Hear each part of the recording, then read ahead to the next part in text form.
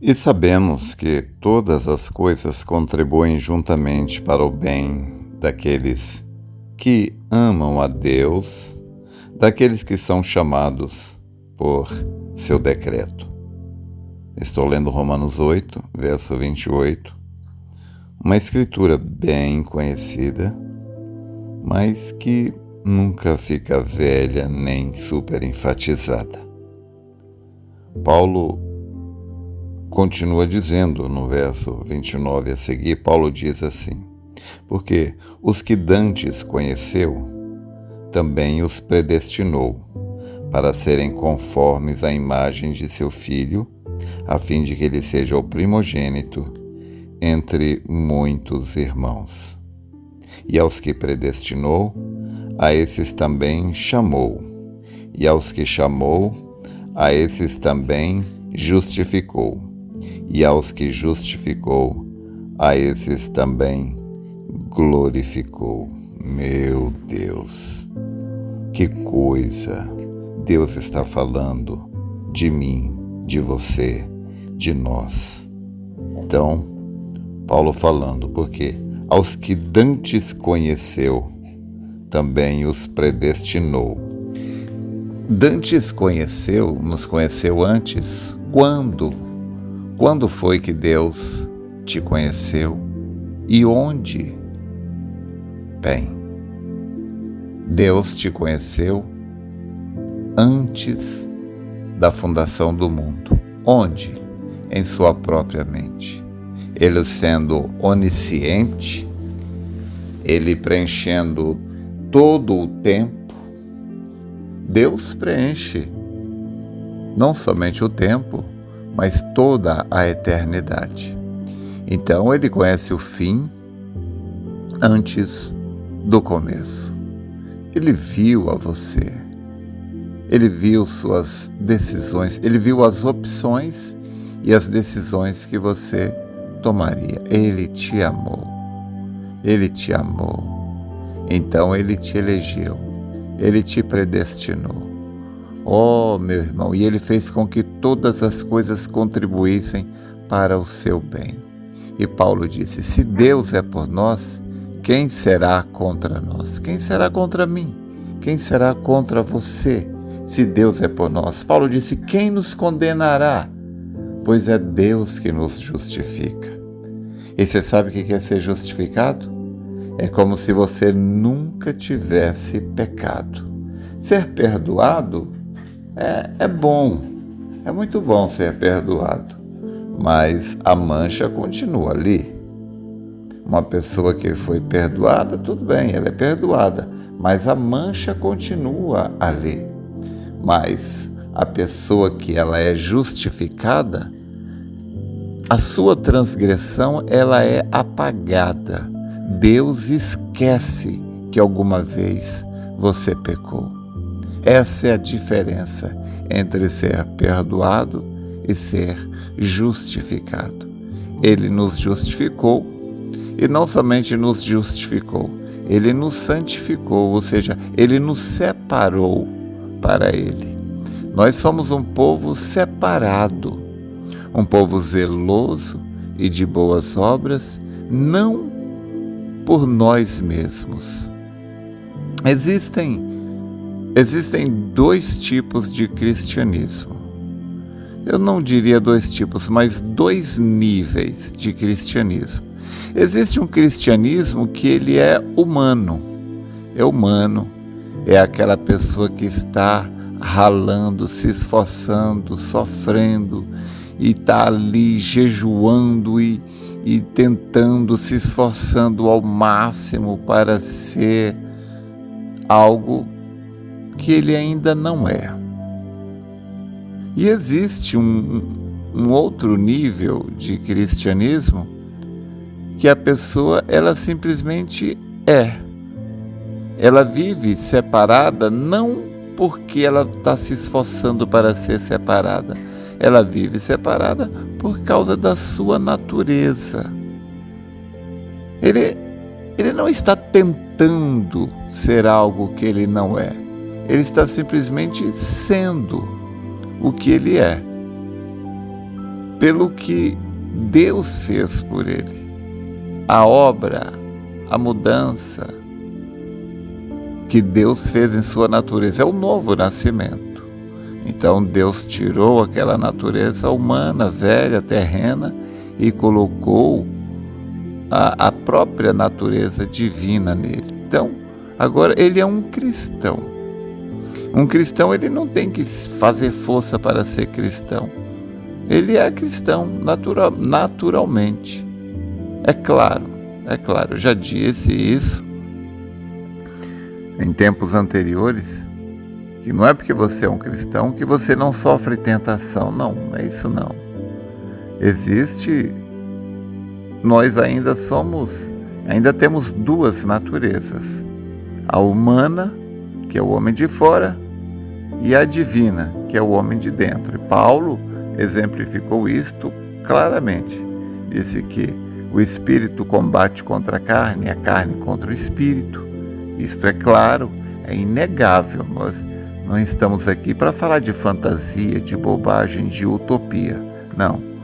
Aquele índio que foi convertido falou a mesma coisa. Disse que havia dois cães dentro dele, o cão branco e o cão preto.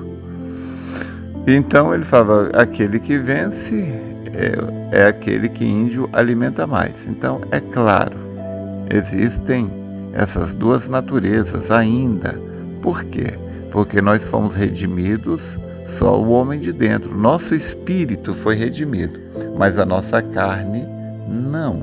E nós estamos presos, atrelados a este corpo ainda. Então, nós vamos carregar este Romanos 7 junto com Romanos 8, até o dia que a morte nos liberte, ou então o dia da nossa transformação. Mas o que eu quero mostrar aqui, sobre os dois tipos de cristianismo, é que existe um cristianismo que é mental. É aquela que a pessoa vê, ela entende que ela precisa honrar, servir a Deus, e ela não pode seguir o curso natural da vida terrena aqui, mundana, porque é pecado, e o salário do pecado é a morte, e ele se esforça para ser um cristão, e se esforça daqui, espreme dali, mas ele nunca consegue. Não consegue porque são duas coisas diferentes. O humano não consegue ser divino. Agora, quando a pessoa nasce de novo e lhe é concedido a natureza de Deus vir sobre ele recebe o Espírito Santo, então se cumpre aquilo que o profeta disse na mensagem, o sinal. Quando o próprio Deus, que ele envia o Espírito dele, era aquele Espírito que vivia em Jesus Cristo. Jesus era um super-homem. Jesus era uma super-raça. Ele não era meramente um homem. Ele era um super-humano. Então, o profeta disse na mensagem o sinal, que então, quando ele morreu, então aquele Espírito que estava em Jesus veio sobre o nascido de novo, sobre o cristão, sobre o eleito. E quando aquele Espírito Santo vem sobre você, isto faz de você uma super raça.